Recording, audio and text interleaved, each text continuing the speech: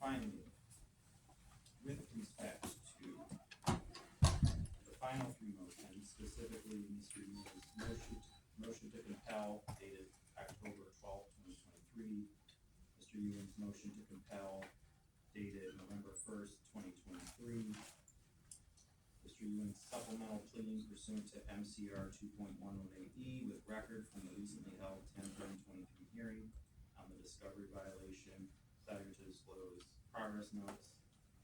And lastly, Mr. Ewing's motion to make witness available to the defense for interview pursuant to Michigan Court Rule 6.201A1 case law.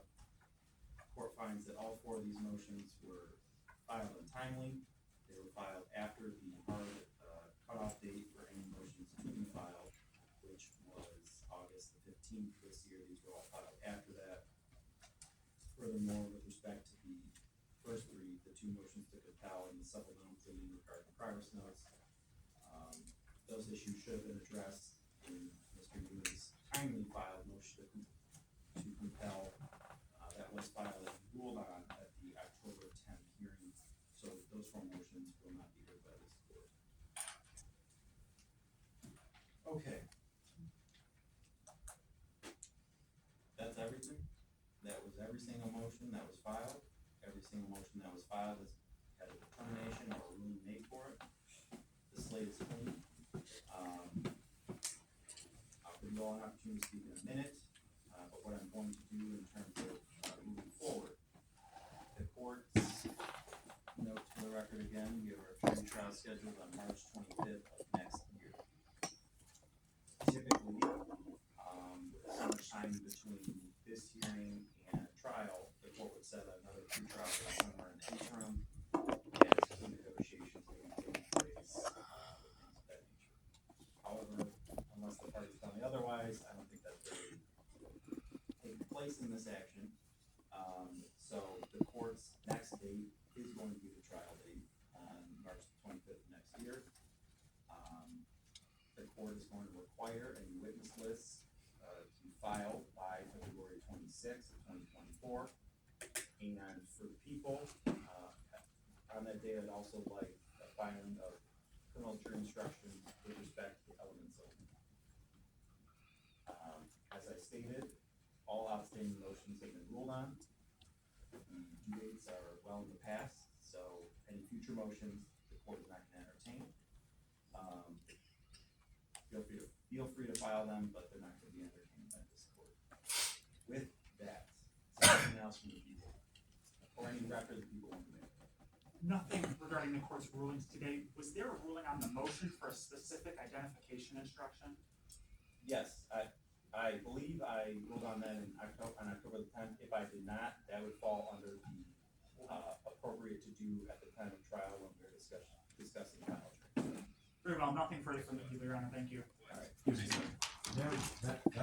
was about to bring that up. The special jury instruction was never ruled on the 10th, October 10th. We didn't rule on that. And so, to the extent I didn't rule on it, as I stated, that is more appropriate to be issued to be addressed. At the time, there will be a time during trial where we'll all sit down and take the final jury instructions. But argument, in case there's any argument, disagreement on those instructions, so we'll be done at that time. what about the motion for game theory? You didn't address Any that? motion to eliminate the stack that I read them all out, the ones that court stated will be addressed if and when the issues arise at trial. They will be addressed outside the presence of the jury at trial. Yes, those two motions weren't addressed in the court stack. It was, that's why we're bringing it to your attention. Mr. Ewing, they were addressed, but nevertheless, I reiterated my answer. Okay, y'all like to make a record. First of all, concerning the personnel files. I just got a response from the prosecution where they say that after telling you on October 10th that Mr. Sawyer had the progress notes upstairs in his office and he had turned over to Mr. St. Clair. We never received this memo yesterday from, and he said, now no progress notes even exist. And did you get this response from this? He says no progress notes now exist. On October 10th, in front of this court, Mr. Sawyer stood in front of this court and said that progress notes exist, and he had them in his office. Okay. That's on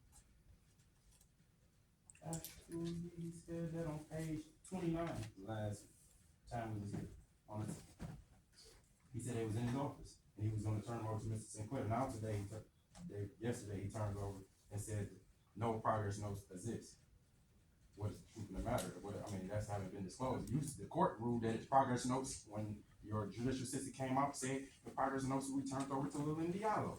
Let's just see a response. Certainly. So, myself and Mr. Bice are going to, and discuss this actually with the OIC detective, Lisa Johnson. She was not familiar with the exact phrase progress notes. She wasn't sure if Mr. Ewing meant some sort of handwritten notes. There are certain narrative reports that are generated, and we presume that that's what Mr. Ewing is referencing, but those narrative reports are essentially the officer's reports. The narrative portion of the reports is put in a chronological order into one report instead of individual officers' reports, but essentially the term progress reports doesn't have a specific meaning at the Detroit Police Department in a way that we're able to provide progress reports. We interpret that to mean sort of the narrative reports that are generally turned over. It has been. I can provide another copy as well, since it sounds like Mr. Ewing. I saw the motion regarding certain things. I brought a copy of them here. Most of them are things he either has or should have already had from Mr. Cripps. So, Alright, go ahead. First thing first, Mr. Sinclair's standby counsel, his digital email file will show what discovery was turned over, what discovery wasn't turned over. Specifically, Mr. Sinclair's officer of the court will tell you that we don't have any partners notes in our file. We don't have any no federal statements have been turned over to this day. Mr. Sinclair, would you second that? Yes.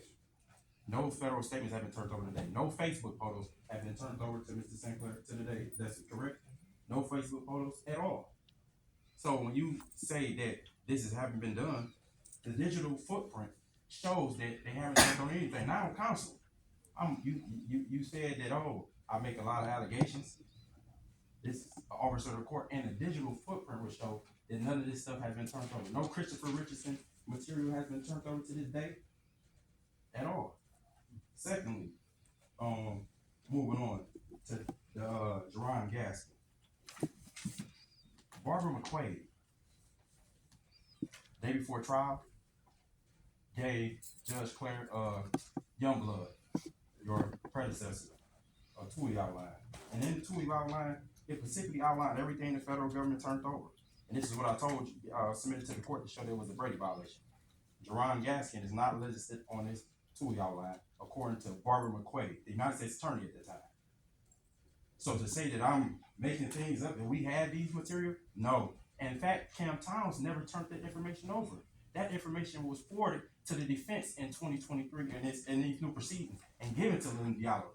Cam Towns didn't give that information to Lillian Diallo. In fact, Cam Towns, owing to the Attorney Review Commission, turned around and say, concerning Jerron Gaskin, and number 10.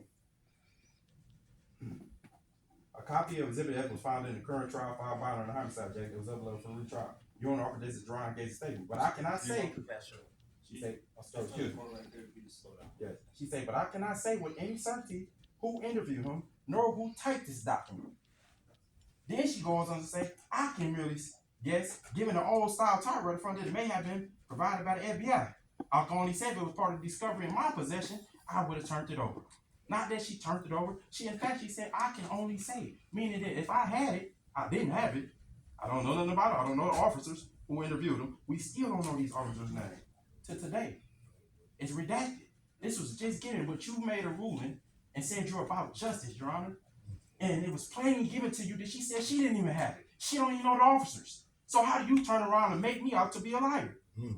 To the court. Second of all, moving on, Christopher Richardson testified at trial, and Philip Reed, the state's witness, testified that I don't even remember Adrian's last name.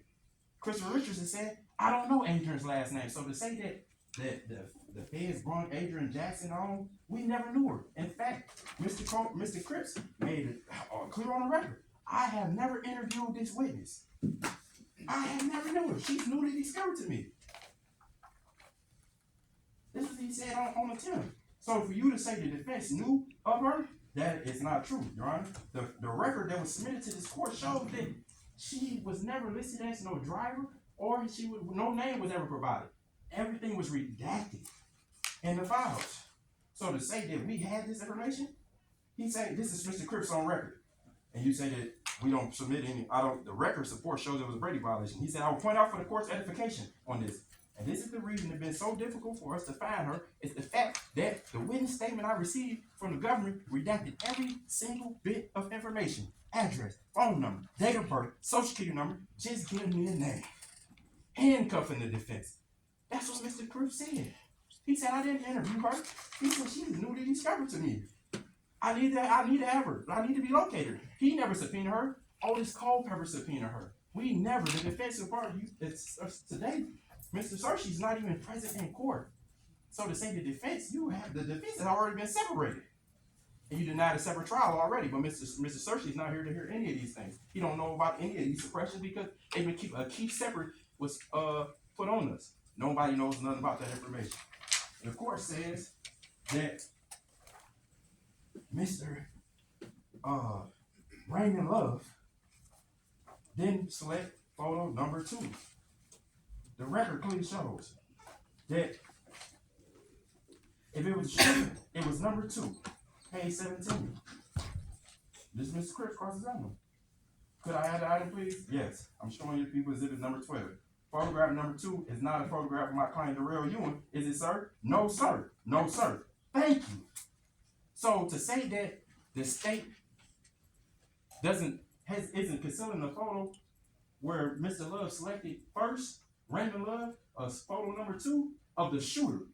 He plainly said on the record, the photo number 2 that I said was the shooter is not Mr. Ewing. It happened in the court. I gave the court the record. But the court said I was lying.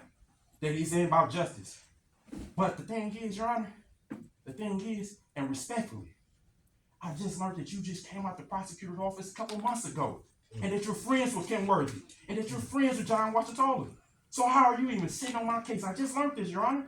How are you even, that's actual bias. The court rule on the MCR 2.003E says if you've been a member of a party within the preceding 2 years, that you shall remove yourself. And this ruling clearly shows that you should remove yourself from this case, Your Honor, because this is a fact. Anyone in the crowd? I hear some mumbling. I'm hearing some speaking in the background. It's distraction to the court. It's distraction to the court reporter. Any other outbursts, commentary, anything like that? We'll just be removed from the court, okay? Just for the clarity of the record, nobody behind me said anything. There were no outbursts. Okay. Thank you, Mr. Sinclair. The court heard. So just so the record's clear. Yeah, so MCR 2.003E said that you should disqualify yourself from this case. And this ruling showed, you said you're about justice. You said on the ruling about the Franks here, the prosecution came in last month on 10/10/23 and said, hey, I'm unfamiliar with any statement that the Mr. Ewing made to Theophilus Williams when he denied being a hustle boy. That's the central root of how he went and obtained the Facebook photos. He went to obtain the Facebook photos on an alleged gang theory. So he inserted in the affidavit that I told him I denied being a hustle boy. Sorry, last month says I don't know of any statement. But you, Your Honor, said there's no Franks violation, no title to a hearing. When the Supreme Court of People versus Franklin says once a showing has been shown that an officer has knowingly and intentionally, with records of dark with the truth, inserted falsehood in affidavit, a hearing should be held. But you're about justice, Your Honor. I'm not, this is respectfully. Everything you said, Your Honor, was a response what the prosecutor said. You turned back and quoted People versus Smith saying that just because the officer said a suspect is in a photo rape, that it's not undoubtedly suggestive. Actually, People versus Smith, if you would have actually looked and not fell into the deceptive intelligence of the prosecutor, you will see People versus Smith says that if they told any possible suspects, but People versus Sawyer says when, which is actually the prosecutor's name, Sawyer. People versus Sawyer says that when they told the suspect is in there, it is undoubtedly suggestive. Not the case that you just quoted, People versus Smith. It says that a possible suspect, of course, possible suspect is not undoubtedly suggestive. When you tell the witness that the shooter is inside the photo array, that's undoubtedly suggestive according to the law, not mine. But you're about justice. People versus Smith right here. possible suspects. They quoted this case and you sped it back. You fell for their trick. You fell for their trick, right? It says it right here. It say, there is no indication in the case that the police told side the defendant was the offender, nor were there early procedures conducted in the camera. Further between the robbery and the confrontation. You're going to the pastor, please. Moreover, the corporal lineup was not tainted by the fact that Ms. Reed was told that the police had possible suspects. In this case, that law is not applicable. They didn't tell that he had possible suspects. They said we had a suspect in the photo array. But you accepted and adopted a position. Everything you have done, you adopted a position with this trickology. It's nothing but trickology. In fact, when we talk about the disciplinary files, United States versus Stewart and the United States versus Tutt says that disciplinary files will show a past willingness to break the rules on the duty of the officer's rule breaking. In fact, Tutt said that when an officer has been shown to be in a lawsuit, this is more than speculation that the files will contain Brady material. Why do you not want to uncover these officers and look into their files? Why are they not being revealed? And People versus Baskin, it says that it should be a inspection just to assure, to aid the guilt or innocence of the defendant. But you said, oh, no disciplinary files, but you're about justice. But you embrace the officer. You said, oh, if he lied, it's not time to do a Frank's hearing. Where is justice in that, Your Honor? You know what? I'm ready for trial. You heard me? If you want that, what we got? Let's go to trial. And you're going to see all this stuff come out on record, which I supported you. But first of all, I'm going to appeal to the Court of Appeals because, Your Honor, you're not about justice. And I asked for a stay. I asked for a copy of all the exhibits on the arraignment that you have filed.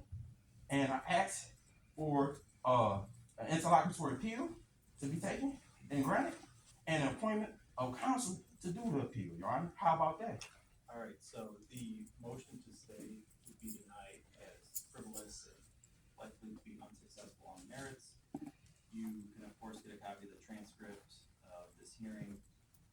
If you want to pursue an interlocutory appeal, that's your right. However, it's the presiding judge here, Frank Murphy, that's Judge Don Knapp, would be the person who actually appoints appellate counsel, so you would have to file with Judge Knapp as the presiding.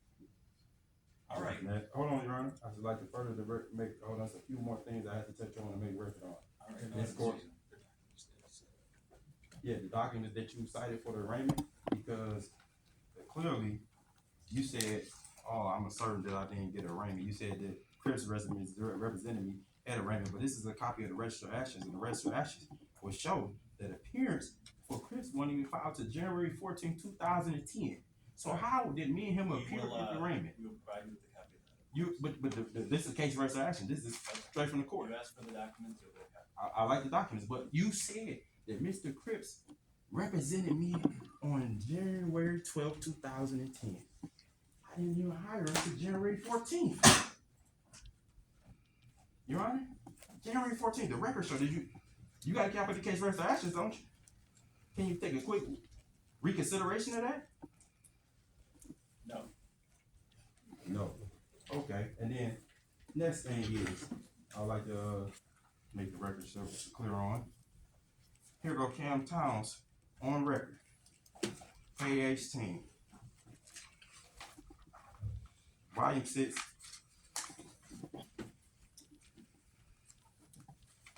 page 18. Mr. Love, you said you picked the right person, correct? Yes. That's page 18. But he went back at preliminary, we go back to preliminary exam. He said that the officer told him he picked the correct person. Let's see page 117.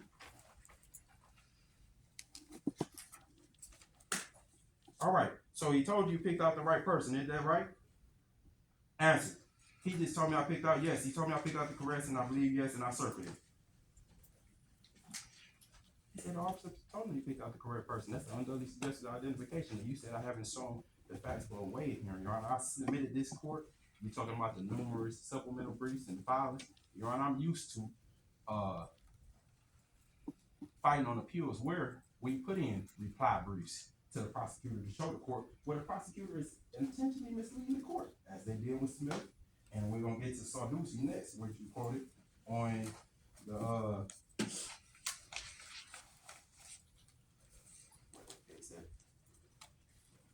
case talks about the possession of United States versus Lucy, when you said, we're not entitled to suppress the phone of Mark Davis, but that case deals specifically, and the United States Supreme Court said specifically with crimes of possession.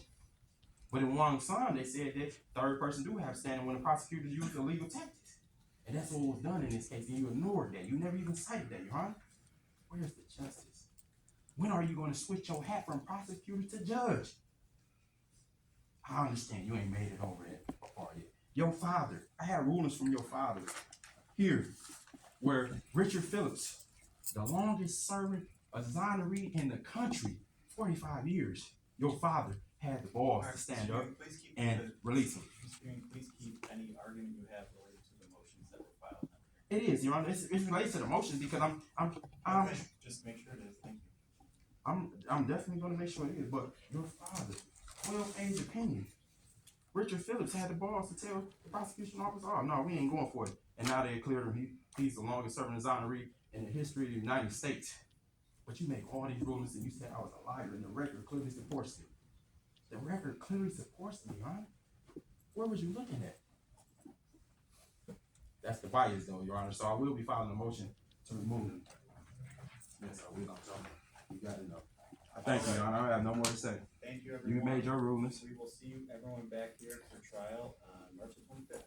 Thank you, Your Honor. Thank you, Judge. Right. Good job, bro.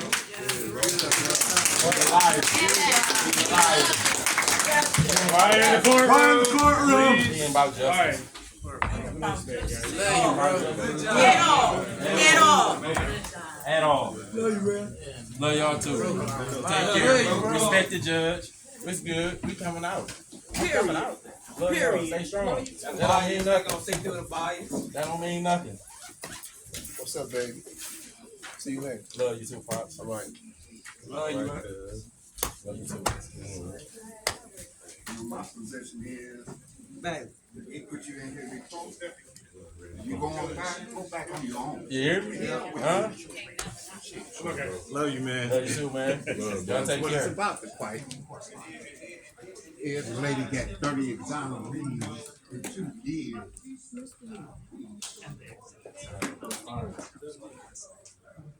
Mr. Ewing? Come on. It's your room. I need you to pack up your stuff, put them in the box. I will get you back. I'll see you in a couple weeks.